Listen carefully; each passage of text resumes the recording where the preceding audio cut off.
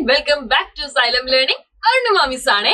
അപ്പൊ എന്റെ കുട്ടികൾ എല്ലാവരും ഓണപരീക്ഷയ്ക്ക് ശേഷം വീണ്ടും നന്നായിട്ട് പഠിക്കാൻ തുടങ്ങിയിട്ടുണ്ടെന്ന് വിചാരിക്കുന്നു. ഓണപരീക്ഷയ്ക്ക് ശേഷമുള്ള ചാപ്റ്റേഴ്സുകളൊക്കെ നമ്മൾ ഇതാ നന്നായിട്ട് പഠിക്കാൻ തുടങ്ങിയിട്ടുണ്ട്. അപ്പൊ നമ്മുടെ 6ാമത്തെ ചാപ്റ്റർ ആയിട്ടുള്ള ഊർജ്ജ സ്രോതസ്സുകൾ അഥവാ സോഴ്സസ് ഓഫ് എനർജി എന്നുള്ള ചാപ്റ്ററിൽ വളരെ ഇമ്പോർട്ടന്റ് ആയിട്ടുള്ള കുറച്ച് കാര്യങ്ങൾ പറഞ്ഞു തരാനാണ് മിസ് ഇപ്പൊ വന്നിരിക്കുന്നത്. കൂട്ടുകാർക്ക് എനർജി എന്ന് പറഞ്ഞു കഴിഞ്ഞാൽ, ഊർജം എന്ന് പറഞ്ഞു കഴിഞ്ഞാൽ എന്താണെന്ന് അറിയാമോ? നമ്മൾ എപ്പോഴും പറയുന്ന ഒരു വാക്കാണ് അല്ലെ ഊർജം അഥവാ എനർജി എന്ന് പറയുന്നത്. നിങ്ങൾ എന്ത് പ്രവൃത്തി ചെയ്യണമെങ്കിലും, അതിപ്പോ നിങ്ങൾക്കൊന്ന് നടന്നു പോകാനായിക്കോട്ടെ, നന്നായിട്ടൊന്ന് ഓടാനായിക്കോട്ടെ, നിങ്ങൾക്ക് ഇഷ്ടമുള്ള പാട്ട് പാടാനായിക്കോട്ടെ, ആ പാട്ടിനൊത്തൊന്ന് ഡാൻസ് ചെയ്യാനായിക്കോട്ടെ, ഇതിനൊക്കെ എന്ത് വേണം? എനർജി വേണം അല്ലെ? നിങ്ങൾ വിശന്നിരിക്കുമ്പോൾ നിങ്ങൾക്ക് എനർജി ഉണ്ടാവാറുണ്ടോ? തീർച്ചയായിട്ടും നിങ്ങൾക്ക് എനർജി എന്തായിരിക്കും? കുറച്ച് കുറവായിരിക്കും അല്ലെ? അതേപോലെ തന്നെ നിങ്ങൾക്ക് നല്ല പോലെ ഫുഡ് കഴിക്കുമ്പോൾ നിങ്ങൾക്ക് എന്ത് ചെയ്യാറുണ്ട്? ഓട്ടോമാറ്റിക്കലി എനർജി എന്ത് ചെയ്യാറുണ്ട്? കൂടാറുണ്ട്.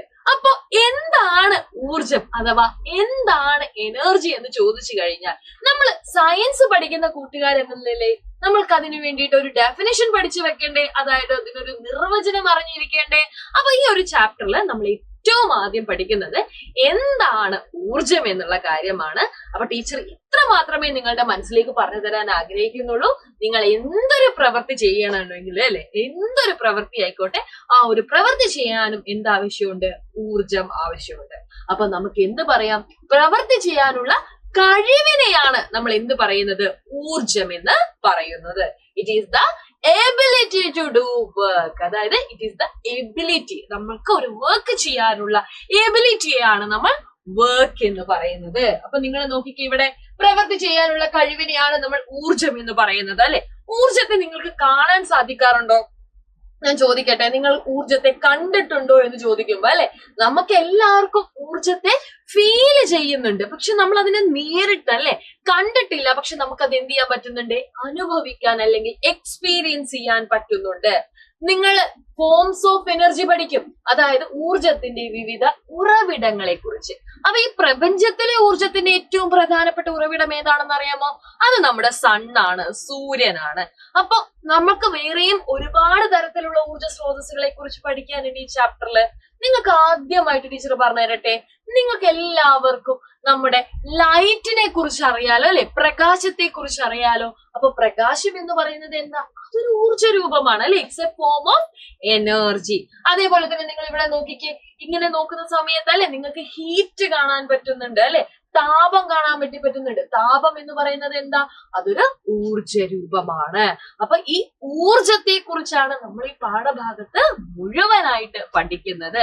അപ്പൊ നിങ്ങൾക്ക് ഊർജത്തെ കുറിച്ച് പറയുമ്പോൾ അല്ലെ, നിങ്ങളുടെ എല്ലാവരുടെയും മനസ്സിലേക്ക് ആദ്യം എത്തുന്ന ഒരു കാര്യം എന്ന് പറയുന്നത് ഒരു വാഹനം പോകുന്ന ഒരു സെനറിയോ ആയിരിക്കും അല്ലെ? അതായത് ഒരു വാഹനം പോകുന്ന സന്ദർഭമായിരിക്കും. ഞാനൊരു കാര്യം ചോദിക്കട്ടെ, നിങ്ങൾ എല്ലാവരും റോഡിലൂടെ വാഹനങ്ങൾ പോകുന്ന കണ്ടിട്ടുണ്ട്. വാഹനം നമ്മൾ വെറുതെ എങ്ങനെ ഓടിച്ച് നമുക്ക് പോകാൻ പറ്റുമോ? ഇല്ല. വാഹനത്തിനകത്ത് എന്തുണ്ടാവണം? ഇന്ധനം ഉണ്ടാവണം. എന്തുണ്ടാവണം? ഇന്ധനം ഉണ്ടാവേണ്ടതുണ്ട് അല്ലെ? നിങ്ങൾ ഒരു പെട്രോൾ ആയിക്കോട്ടെ, ഡീസൽ ഉപയോഗിക്കുന്ന വണ്ടി ആയിക്കോട്ടെ, ഇതിനകത്തൊക്കെ ആ ഇന്ധനം ഉണ്ടെങ്കിൽ മാത്രമേ ആ വണ്ടി പ്രവർത്തിക്കുന്നുള്ളൂ. അപ്പൊ ഇന്ധനം എന്താണെന്ന് നമ്മളോട് ഒരാൾ ചോദിച്ചു കഴിഞ്ഞാൽ നമ്മൾ എന്ത് ഉത്തരമായിട്ട് പറയുന്നത് എന്ന് നിങ്ങൾക്ക് അറിയാമോ? എന്താണ് ഇന്ധനങ്ങൾ അല്ലെ? നോക്കിക്കേ, നിങ്ങൾ വിറകടുപ്പ് കാണുന്നുണ്ട്, മണ്ണെണ്ണ അടുപ്പ് കാണുന്നുണ്ട്, ഗ്യാസ് അടുപ്പ് കാണുന്നുണ്ട്. ഏത് ഇന്ധനമാണോ നമ്മൾ ഉപയോഗിക്കുന്നത് അതിന്റെ അടിസ്ഥാനത്തിലാണ് ഈ 3 അടുപ്പുകളും നമ്മൾ ഇവിടെ കൊടുത്തിരിക്കുന്നത്. വിറകടുപ്പാകുമ്പോൾ വിറകായിരിക്കും ഇന്ധനം, മണ്ണെണ്ണയാണെങ്കിൽ മണ്ണെണ്ണ അടുപ്പിൽ മണ്ണെണ്ണയാണ് ഇന്ധനം, ഗ്യാസ് അടുപ്പാണെങ്കിൽ അവിടെ ഗ്യാസ് എന്ന് പറയുമ്പോൾ LPG, പാചകവാതകം അല്ലെ? LPG ആണ് നമ്മൾ ലിക്വിഫൈഡ് പെട്രോളിയം ഗ്യാസ് എന്ന് പറയുന്നത്. നിങ്ങളുടെ വീട്ടിലെ ഗ്യാസ് സിലിണ്ടേഴ്സിലൊക്കെ കൊണ്ടുവരാറില്ലേ? അതല്ലേ നിങ്ങൾ നമ്മുടെ ഗൃഹത്തിലുള്ള അല്ലെ വീട്ടിലുള്ള ആവശ്യങ്ങൾക്കായിട്ട് ഉപയോഗിക്കുന്നത്.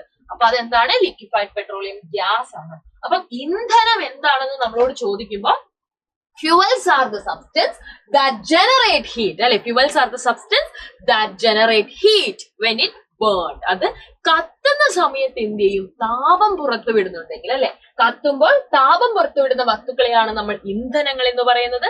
അപ്പൊ വിറക് കത്തുമ്പോൾ താപം പുറത്തുവിടുന്നുണ്ട്, ഇന്ധനമാണ്. മണ്ണെണ്ണ, LPG, പെട്രോൾ, ഡീസൽ, കൽക്കരി അല്ലെ?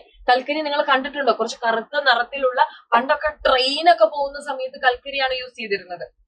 എന്നാണെങ്കിൽ താപവൈദ്യുത നിലയങ്ങളിലാണ് നമ്മൾ കൽക്കരി യൂസ് ചെയ്യുന്നത്. കാർബൺ എന്ന് അല്ലെ, കോൾ എന്ന് ഇംഗ്ലീഷിൽ പറയാറുണ്ട്.